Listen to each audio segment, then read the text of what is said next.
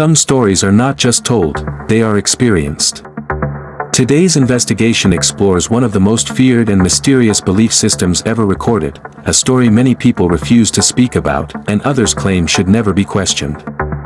Before we begin, if this is your first time here, welcome to Untold African Stories, where we uncover hidden truths, dark history, and mysterious events rarely discussed.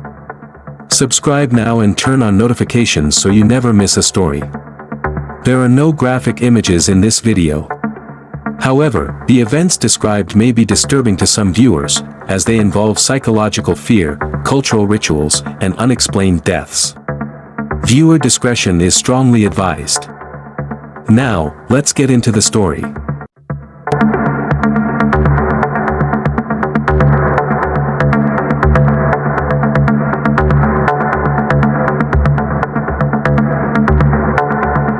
Today's story begins at exactly 1:20 a.m. when villagers heard drums coming from a forest no one had entered for decades. No festival. No ceremony. No celebration. Just slow, deliberate beats from the forbidden forest, a place no one had entered for over 30 years. By morning, 3 people had vanished. And the old belief everyone mocked, suddenly returned. What if fear itself could kill? What if belief could control reality?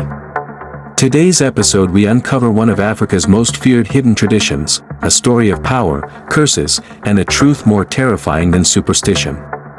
In this story, you will discover a forgotten village where belief shaped life and death. A sacred forest feared for generations. A young investigator who tried to expose the truth. And the chilling mystery of people who died simply because they believed they would. Stay with this story until the end, because the final revelation may change how you see fear itself. And as you listen, ask yourself, would you still survive if your entire community believed you were already dead? Deep in a remote region of West Africa, far from city lights and paved roads, there existed a village called Okanru. Okanru was not on maps.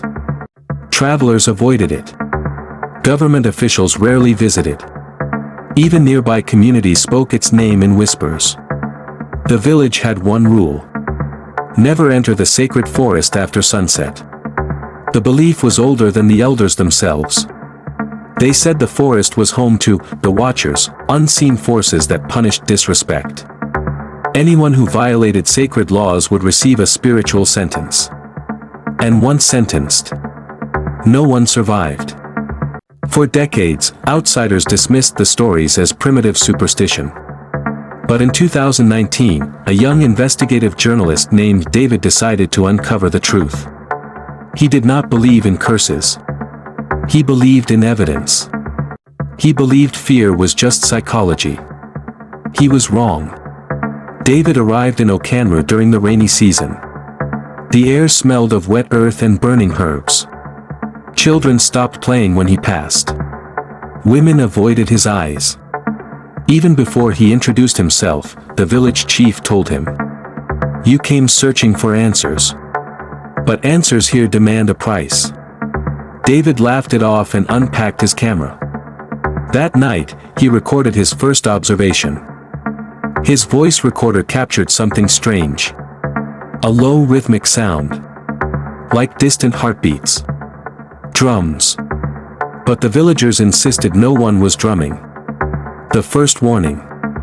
The next morning, David met an elderly woman named Mama Adissa. Her hands trembled constantly. Her eyes never blinked fully. She told him about the sentence. According to her, when someone breaks a sacred law, a ritual declares them spiritually dead. Once pronounced dead by the community, the victim slowly loses strength.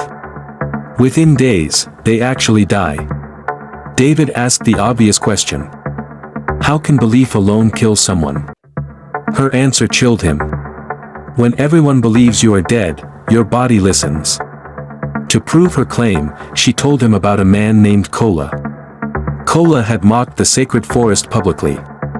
He claimed nothing lived there. He entered the forest at night. 3 days later, he stopped eating. His skin turned pale. His heartbeat weakened. Doctors found no illness. On the 7th day, he died. No poison.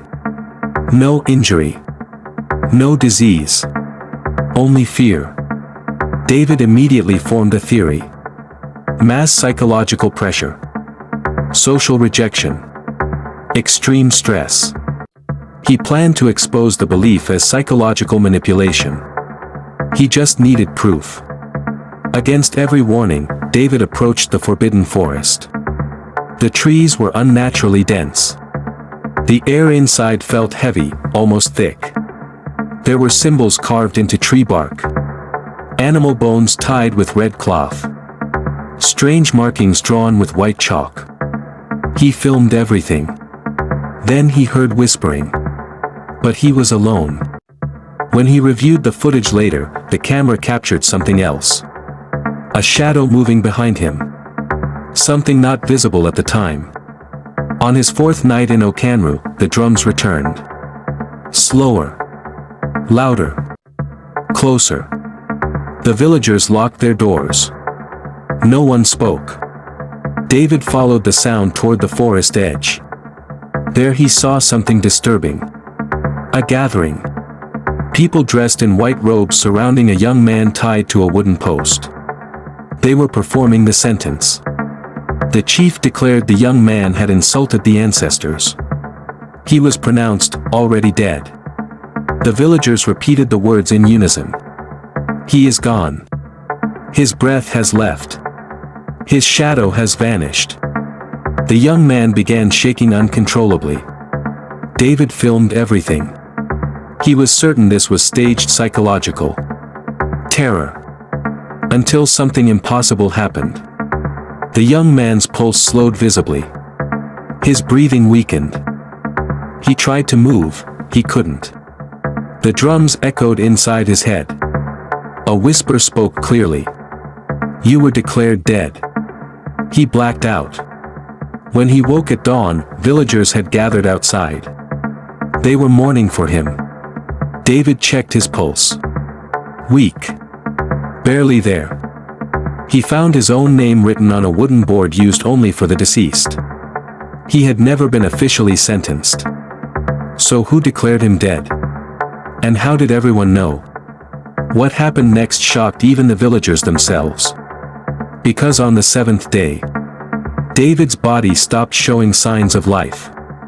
But he was still conscious. Trapped.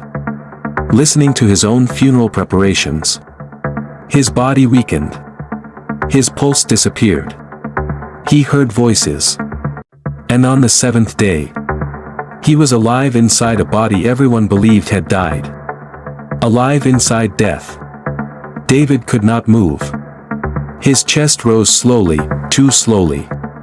His heartbeat was faint, almost silent. Yet his mind remained awake. He heard villagers outside preparing burial rites. Women cried. Men dug the earth. The chief recited prayers. David tried screaming. No sound came out.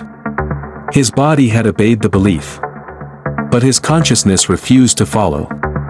That night, Mama Adissa entered secretly. She placed herbs on his chest and whispered, "You are between worlds." With trembling hands, she revealed what the village never spoke publicly. The ritual had 2 layers. The visible belief, social pressure, fear, psychological death. The hidden force, something ancient that feeds on belief. According to her, the forest was once a place of protection.